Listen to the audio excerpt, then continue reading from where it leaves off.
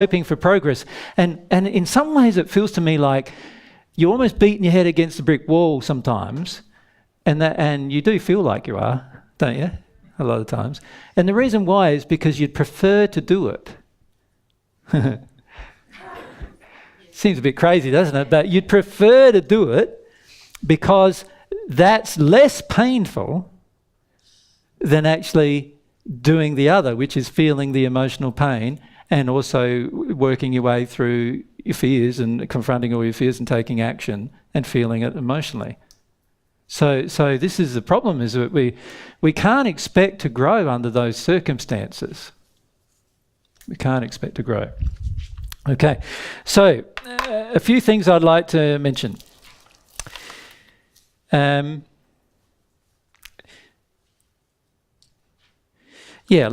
ask this series of questions. And we could ask the same series of questions for faith, just as we could ask the same series of questions for, truth. We can ask the same series of questions for actions, and we can ask the same series of questions for emotions. Right? Now, we've noted down some of those questions in your outlines, so you'll notice that they're there. So what are some of the questions that we need to ask about any one of these things? So we go to William down there. How do I personally feel about them? Yes, but let's be more specific. If you have a look at page 3 of Facing My Resistance to Truth, right down the bottom near the end, those of you who've got that outline with you. Let's ask them those questions, shall we?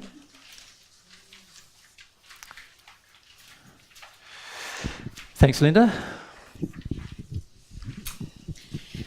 What actions do I take daily to challenge my opinions? Yes. So with faith, we could ask, what actions do I take daily to challenge my lack of faith or to grow my faith? With emotions, we could say, what actions do I take daily to feel my emotions? With truth, we could say, what actions do I take daily to confront my own false beliefs, my personal opinions, which mostly, as we've talked about, are false beliefs? Simple question. But if you look at the actions you take daily to do it, what do you find? See, most people live in their comfort zones, right? And if you're honest with yourself, you'll find that you live in your comfort zone pretty much 24/7, and therefore don't take actions to confront these particular things.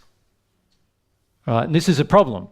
If you want to grow in your understanding, we're going to have to confront these basic problems that we have regarding truth, faith, emotion, and action.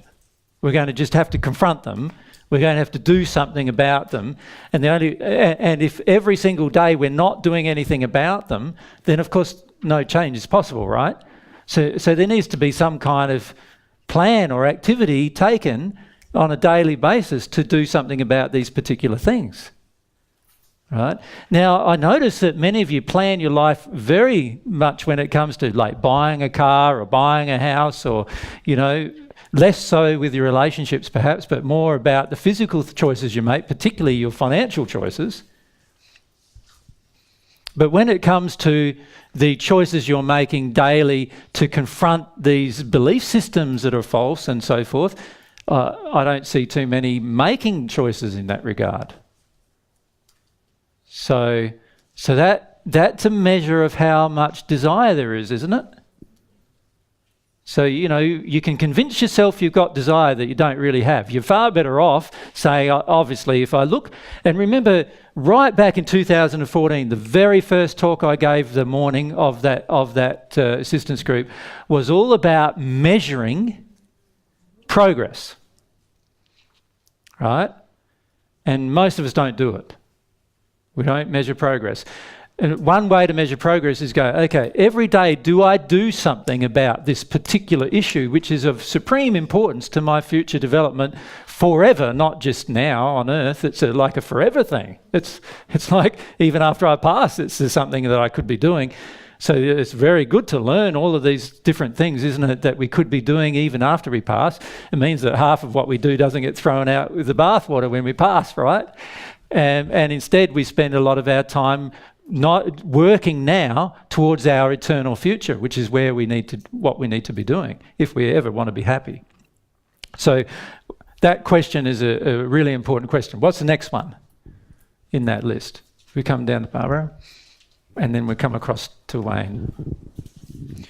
What action do I take daily to accept God's truth? Yeah, so what do you do each day to actually come to accept things that you know are probably true from God's perspective, but from your perspective, they're not true? What do you do to confront your belief systems, your fears, with regard to those particular things, your false beliefs? What are you doing each day? Right? So give an example of that. For example, this is the kind of thing you can do. You know inside of yourself that you don't trust many people. Right? What can you do to confront this particular problem? You can't put yourself trusting someone who's untrustworthy, can you? That wouldn't be very good. That'd just be causing even more damage, wouldn't it? Right. So you need to find somebody who you feel over many years have proven that they will do things that they say they will do. You need to find someone in that boat and then have some interactions with them, don't you? Where you can come to trust the person and what they're saying to you. Where you actually put yourself at risk and confront that belief. If you don't do that, how are you ever going to learn to have some trust in anybody? You're not, probably. You'll live alone. You remember Glenn, the man we channeled? Live alone. Didn't trust women, lived alone. That's why he lived alone, because he couldn't trust women. He couldn't do anything in his daily life to confront the fear, the false beliefs he had about it. He didn't do anything to release them emotionally, and so he just couldn't trust women at all. He couldn't let himself have a relationship. So he died not having one. That's how you live 10, 20, 30, 40 years in the same place. By not confronting, not doing something. So what's our next one? Are you all right for the next one, Wayne? What actions do I take daily to experiment with God's truth? Yes, so do you treat God's truth like an experimentation process? And what do you do each day to, even if it was just one thing in a day, you just go, okay, today I'm going to experiment with the law of attraction. Today I'm going to experiment with feeling my emotions and seeing what happens. Today I'm going to experiment with telling the truth to my wife or my husband. Right? So what I'm going to do all day is she'll ask me something, she'll say something to me, and I'll say the truth about how I feel the whole time, the whole day. Just see what happens. Right? What we do. Like, these are things we can do, right? It's choices we can do to confront these particular things. What's the next one? If we just go across to Zoe. What actions do I take daily to follow God's way? Yes, so what are the things that I do? I know that God's way involves being humble, feeling some truth, and opening myself to love. So and learning how to use my will in a loving manner. So I know all of that. So what things have I done today to live in harmony with God's way? So you can do things like, okay, today I'm going to plan to help somebody, but I'll only do it if I feel like I really, really want to. And then at the end of the day, when you've helped nobody, you go, okay, I didn't really want to. Okay, so the next day, what I'm going to do is I'm going to look at why I don't want to help anybody. Right? What's the feeling I have when I notice somebody needs help? What's the feeling I have that causes me to not want to help them? It's now living my life a bit more in harmony, isn't it, with developing through that particular issue. You're allowed to feel like you don't want to do things, right? That's what will's all about, isn't it? You're allowed to choose, yes, I do want to do something, or no, I don't want to do something. You're allowed to choose either way. But if it's out of harmony with love, wouldn't it make some sense to work to acknowledge, well, yeah, it's probably not very loving. Like I noticed someone's house burning down over there, but I didn't help him out at all, right? I just thought, yeah, let it burn to the ground, that's no worries. And so obviously there's a lack of love in me about that particular issue. So what would be causing it? Allow yourself to find out what that might be. Right? Have the goal of eventually getting to God's way, but at the same time not having judgment about your own way. You follow? Yeah. What's the next one? Is there a next one? Do you want me to read it? Sure, you can, Zoe. Yeah. What actions do I take daily to experience everything emotionally? Yeah, this is a key question. Like, so what are you doing on a daily basis to make sure that you both have the time, the energy, and the desire and the resources, and you're in the right position to feel some things emotionally, rather than just sort of, run around trying to fix everything up or deal with everything that happens in the day. What do you do?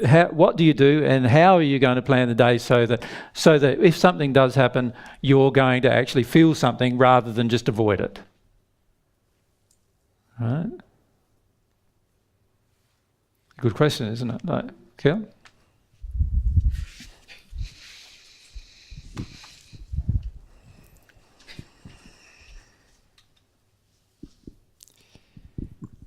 I found I challenged this from, challenging a lot of addictions of running around, being with people in addictions and shopping and eating and all of those things. So now I've spent a lot more time by myself at home. Yeah.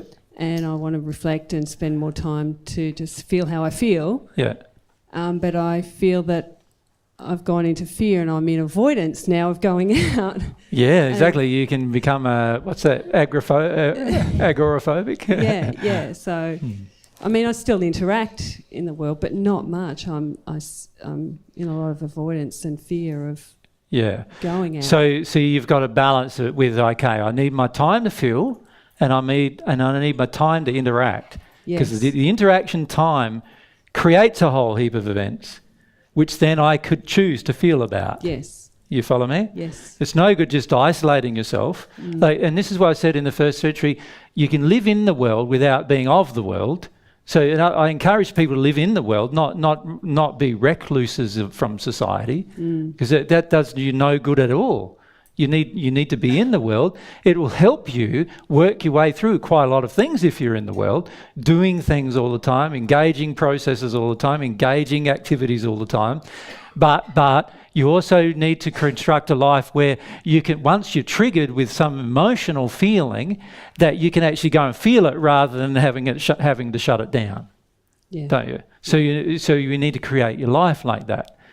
Now, for some of you who work sort of 40 hours a week, that might be quite hard, but I used to do it by, and at one point I was working 60 hours a week or 70 hours a week doing this. What I would do is in the mornings from 6 till 7, I used to firstly read either the Paget messages or RJ Lee's, something that will open me up, and then I'd start praying. So the whole time I'm working, I'm praying, and then whenever I was triggered at something, I'd just go out the car and deal with it in the car, and then come back. Now, I had my own business at the time, so I could do that. But if you're working for someone else, then you've got break times, lunch time. There's all sorts of times that you can work your way through different things if you choose to, but you've got to create the environment to do it, don't you? Yeah. But that's your will. That's completely under control of your will.